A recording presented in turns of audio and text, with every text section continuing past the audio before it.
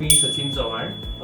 मला 3-4 महिन्यापासून थोडं राईट साईडला पोटामध्ये गोळा येत होता आणि पेन होत होतं. त्यामुळे मी फॅमिली डॉक्टरला भेटलो आणि ते नाईक डॉक्टर होते. त्यांनी मला सोनोग्राफी करायला सांगितली. सोनोग्राफीनंतर हर्निया मला रिफ्लेक्ट झाला. तर त्यांनी सांगितलं की ह्याच्यावरती ऑपरेशनशिवाय पर्याय नाही.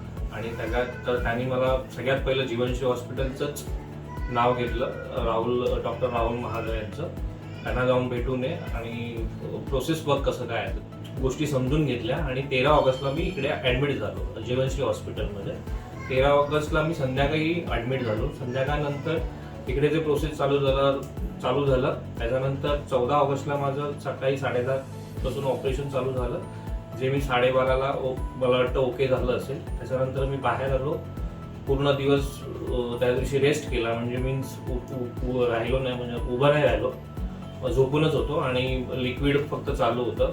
सपोर्ट स्टाफने खूप त्यासाठी सपोर्ट केला. बऱ्याच गोष्टी म्हणजे मला किंवा माझ्या फॅमिलीला सांगावं लागलं नाही, वेळोवेळी मला मिळत राहिल्या. आणि आज 14 ऑगस्ट आहे. आज 15 ऑगस्ट आहे आणि मी आज व्यवस्थित उभा आहे.